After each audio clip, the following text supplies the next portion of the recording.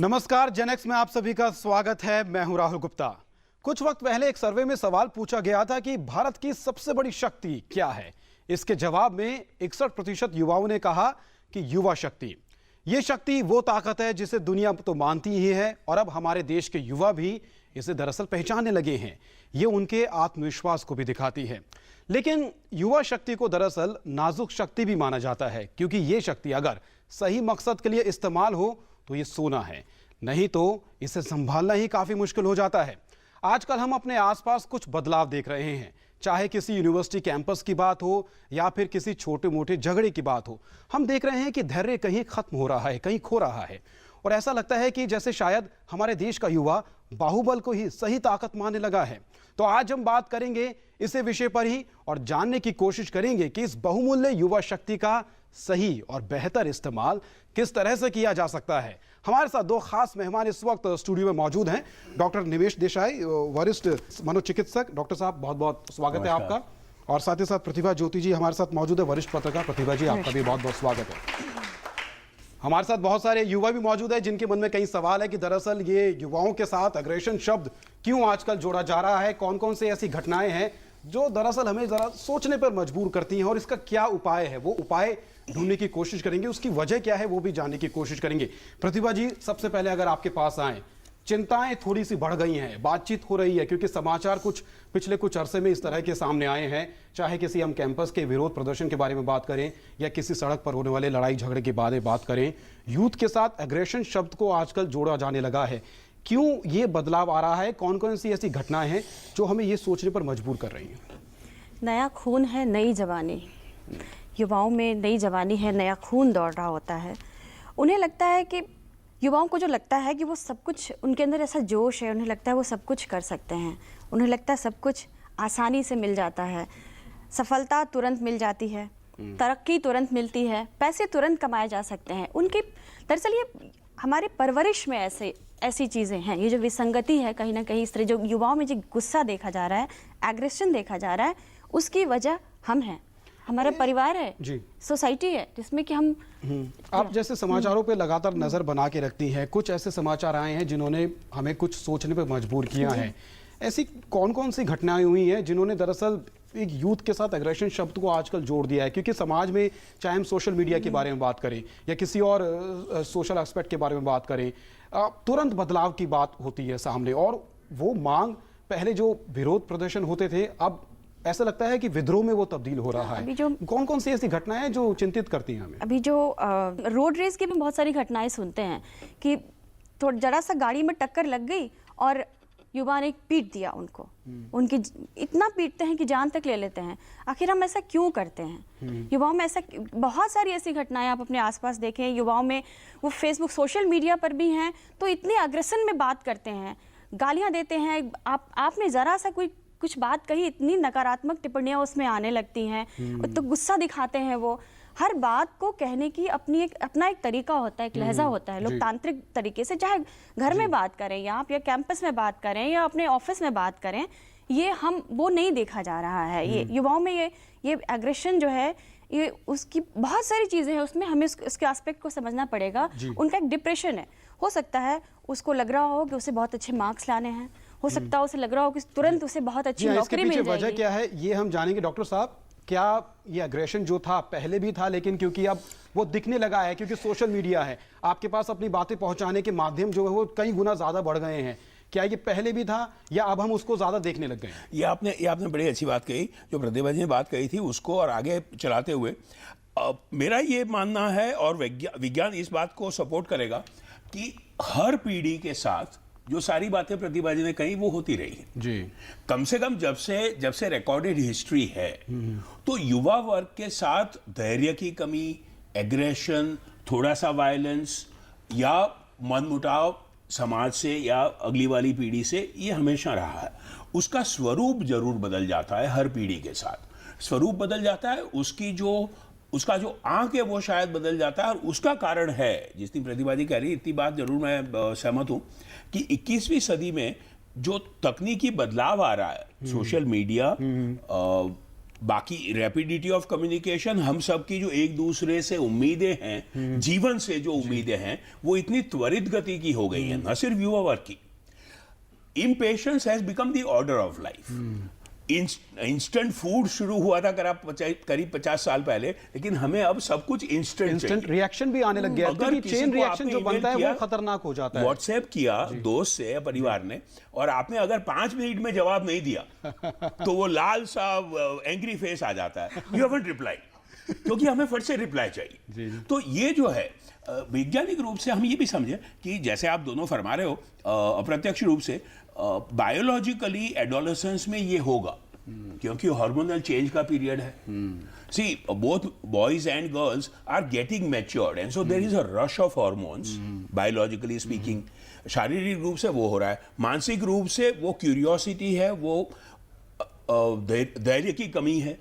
सामाजिक और पारिवारिक रूप से, जैसे प्रतिभा जी ने कहा, हम सब लोग, हम ऊपर की पीढ़ी वाले ही शायद वो अधैर्य उनमें जोड़ रहे हैं। तो मैं जरूर इससे सहमत हूं कि अगर हम जो वयस्क लोग हैं वो ये कहना चाहें कि आज की पीढ़ी पहले की पीढ़ियों के मुकाबले धीरज की कमी रखती है, वो भी शायद गलत है। जिम्मेवारी हमारी होगी, हमारी जिम्मेदारी होगी, लेकिन समाज पर भी जिम्मेदारी थोड़ी ज्यादा बढ़ जाती है, क्योंकि वक्त काफी तेजी से बदला है। जिस तरह से आपने कहा कि इंस्टेंट रिएक्शन आते हैं और इंस्टेंट रिएक्शन के बाद चेन रिएक्शन शुरू होता है।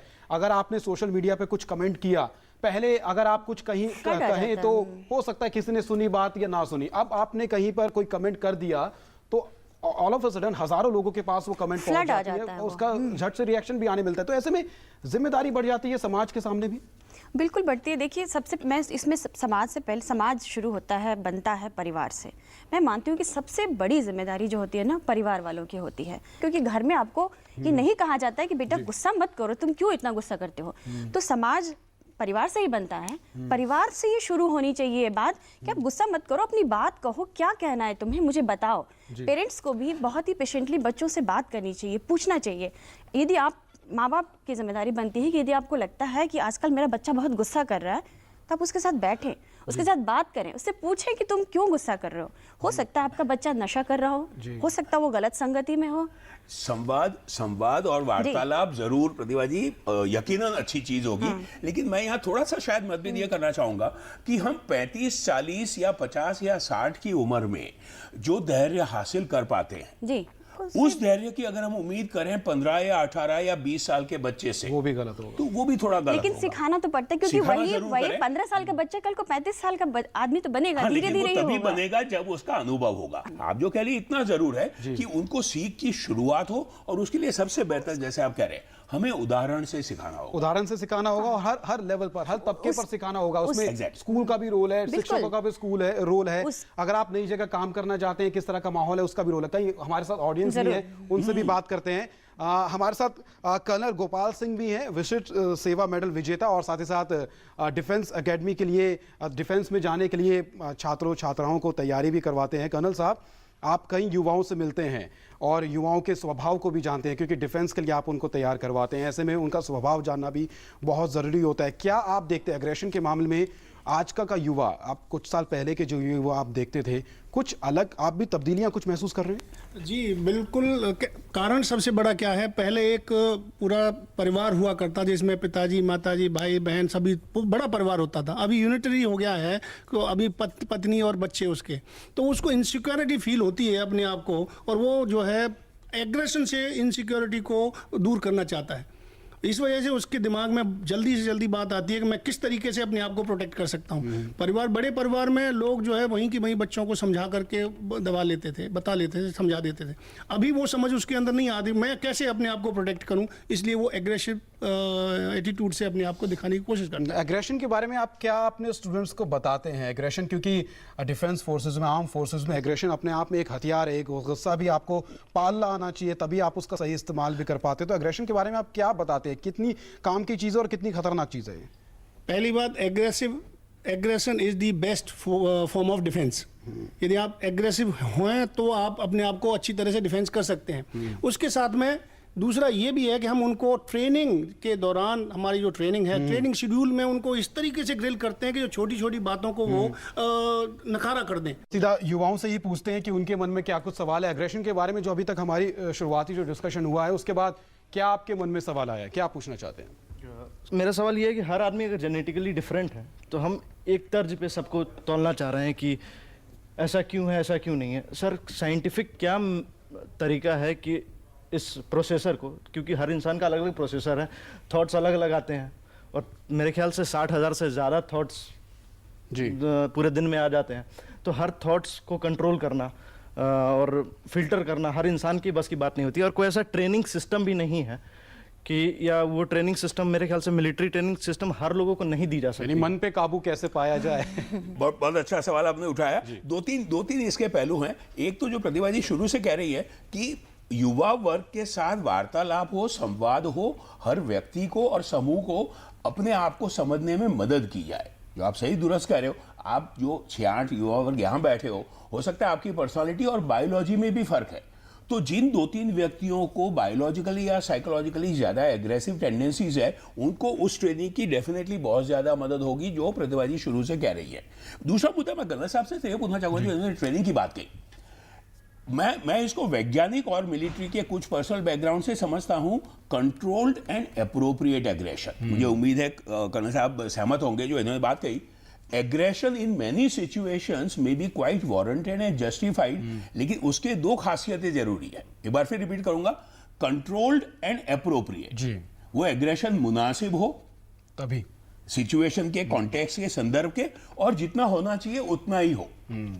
दी ट्रबल, जैसे हमारे भाई कह रहे हैं, कई बार अपनी साइकोबायोलॉजिकल मेकअप के कारण उस व्यक्ति को भी एहसास नहीं रहता कि उसकी एग्रेशन बढ़ गई है उस हद से ज्यादा।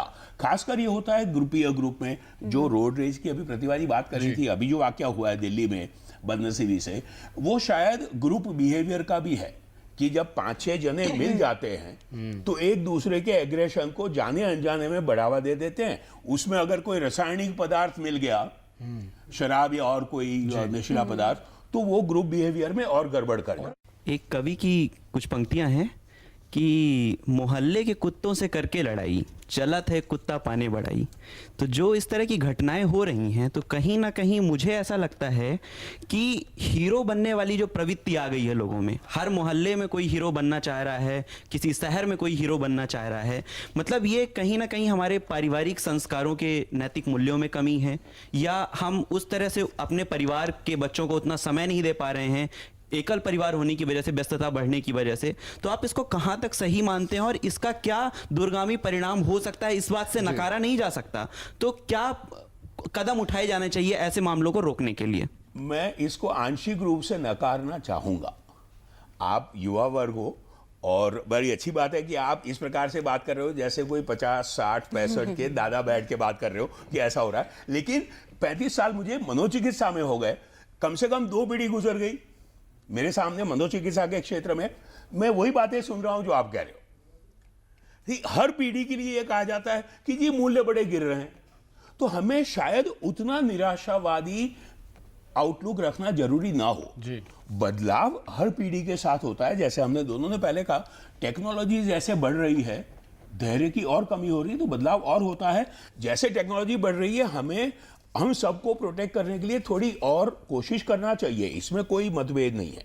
लेकिन हम निराशावादी ना हो कि करंट जो वर्तमान युवा वर्ग है वो पहले के वर्तमान युवा वर्ग से कोई कम या ज्यादा। देखिए, एंगर जो है ना, वो जैसे उन्होंने भी कहा कि एंगर दोनों चीज़ है, उसका सकारात्मक पहलू भी है, उसका नकारात्मक पहलू भी है। एंगर को हम एक ताकत की तरह देखते हैं। यदि हम एंगर दिखाएं, यदि हम ताकतवर समझे जाएंगे। हम जनरली अपने से कमज़ोर पर ताकत दिखाते हैं अपनी। आप सभी इस बात को एग्री करेंगे। हम वहीं डांटते हैं, हम वहीं गुस्सा करते हैं जहां हमें लगता है ये बोल नहीं सकता, ये आवाज़ नहीं उठाएगा। जो हमसे कमज़ोर होता है हम उसको डांटते हैं। आप अपने से ताकतवर को कभी नहीं डांटते हैं। कभी सुना है कि किसी ने अपने बॉस को डांट दिया हो? कभी सुना? इस तरह की घटनाएं आप नहीं सुनेंगे किसी ने बॉस से झगड़ा कर लिया हो।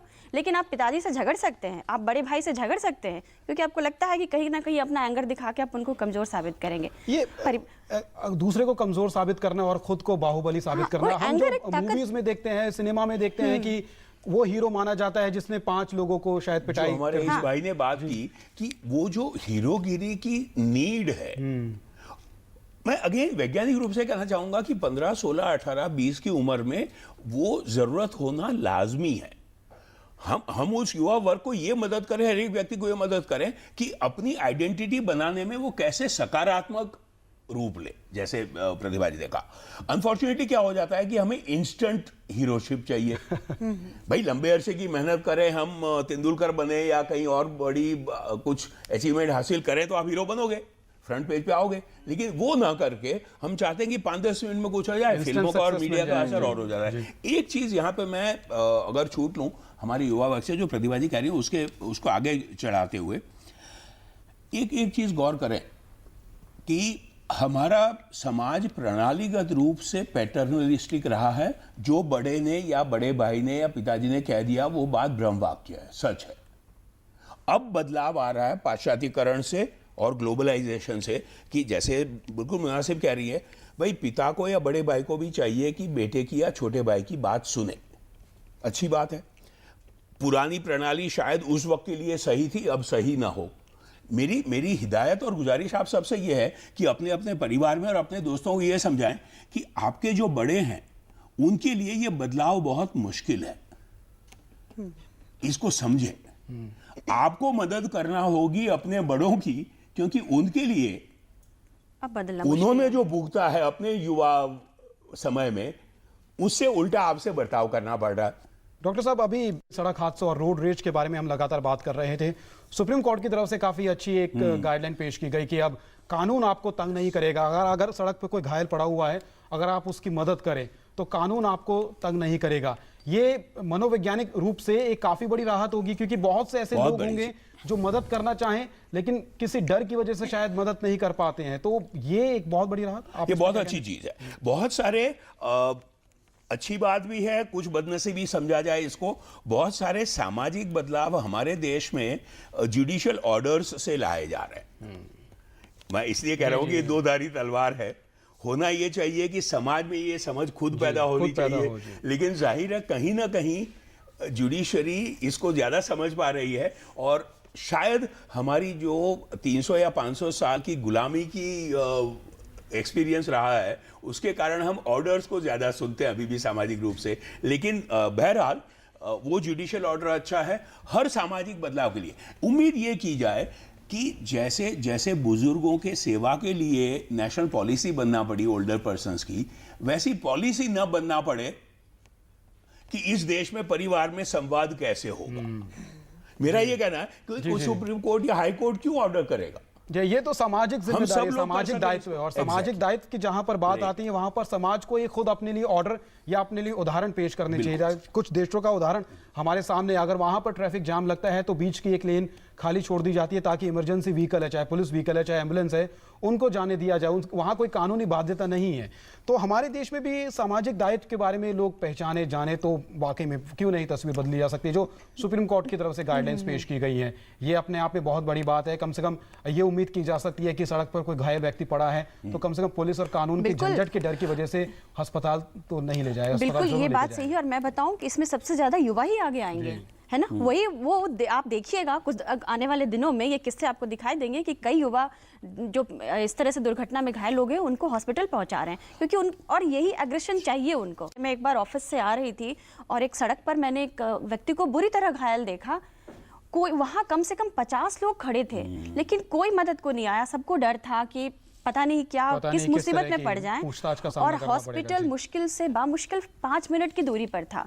मैं अपनी स्कूटी से थी, लेकिन मैंने किसी तरह गाड़ी को रुकवा करके ड्राइवर के हाथ पर जोड़े कि भैया इसको प्लीज़ मेरी मदद करो, इसको हॉस्पिटल तक ले चलो। और मैंने खुद ही पुलिस को मैंने फ़ोन किया, पुलिस आई और उस व्यक्ति की जान बच सकी। मैंने उसके घर वालों को भी फ़ोन किया।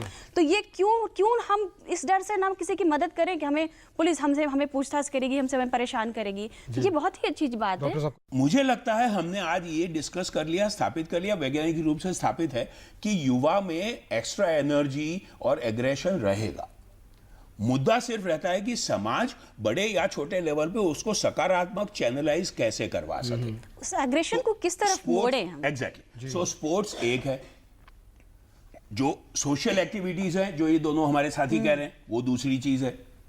तो हमें सोचना ये पड़ेगा कि हमारे हालात में हमारे मिजाज के मुताबिक एक व्यक्ति को या छोटे समूह को स्कूल में या किसी राज्य में किसी मोहल्ले में कंस्ट्रक्टिव चैनलाइजेशन हो उस कैसे aggression। सही इस्तेमाल, शक्ति का सही इस्तेमाल। काफी देर से हमारे साथ छात्र है, वो सवाल पूछना चाह रही है। क्या पूछना सवाल है आपका, क्या पूछना? मेरा क्वेश्चन सर से है।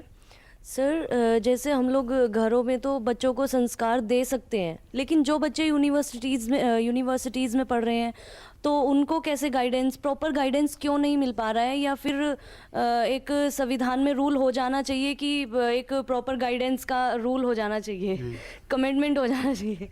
हर एक चीज अगर संविधान में आना पड़ी है ना, तो समाज क्या करेगा? क्या ये पॉसिबल है कि हायर एजुकेशन जहां पर आप प्राप्त करते हैं, हालांकि ये चीजें तो आपकी स्कूली शिक्षा में हो जाना चाहिए था। See good education systems already have, जो आप कह रही हैं, सोशली यूजफुल प्रोडक्टिव वर्क से लेके SUPW, पर्सनालिटी डेवलपमेंट, ये बहुत सारे एजुकेशन इंस्टीट्यूशंस में है।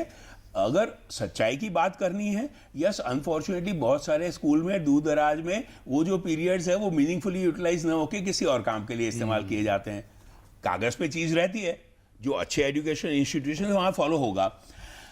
मेरा अभी एक लाइटर वे में मैं ये भी यहाँ कहना चाहूँगा, और ये अक्सर हम देखते हैं जब हम स्कूल्स में भी जाते हैं मानसिक स्वास्थ्य पे कार्यक्रम करने या बातचीत वार्तालाप करने, टीचर्स का ये कहना होता है कि पेरेंट्स सिखाएं संस्कार, पेरेंट्स का ये कहना होता है जैसे आपने कहा कि टीचर्स सिखाएं। तो समाज में युवा वर्ग के सकारात्मक शक्ति प्रयोग के लिए हम एक दूसरे पे जिम्मेवारी डालते रहेंगे तो वो तो बात बनेगी नहीं। पेरेंट्स और परिवार अपना काम करे, स्कूल या एजुकेशन सिस्टम अपना काम करे। सबसे बड़ी बात, आप यहां बैठे वो लोग और जो हमारे श्रोता है, जो युवा वर्ग है, वो भी तो अपनी जिम्मेवारी समझे।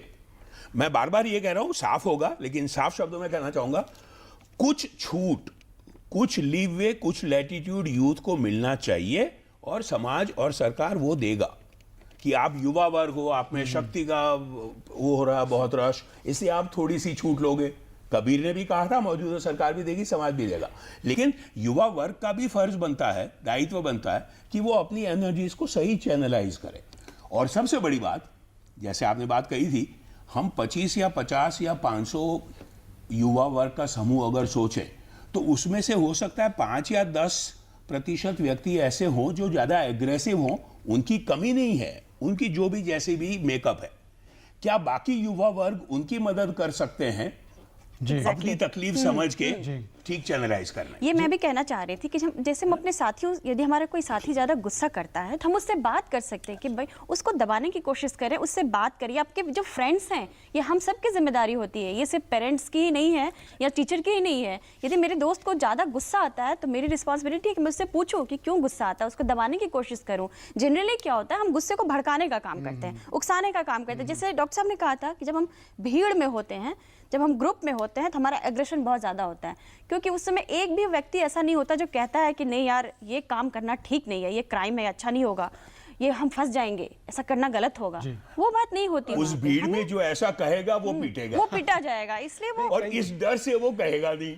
और वो तो शामिल 100 हो में से जाते अगर हैं। 80 जने ये कहने को तैयार हों उन 20 जनों को कि भैया हम अपना विरोध जरूर प्रकट करें, अपना प्रोटेस्ट जाहिर करें, लेकिन मुनासिब तरीके में। गाड़ी से मुनासिब गाड़ी तरीके से टच हो सही। जाए तो हम उसके लिए किसी की हत्या कर दें, किसी की जान ले लें। गाड़ी से बढ़ के, जीवन से बढ़ के तो मतलब गाड़ी नहीं है ना हमारे लिए। तो इस बात को हमें, इस गुस्से को कंट्रोल करने के लिए कोशिश होनी चाहिए, वो हर स्तर पे होनी चाहिए।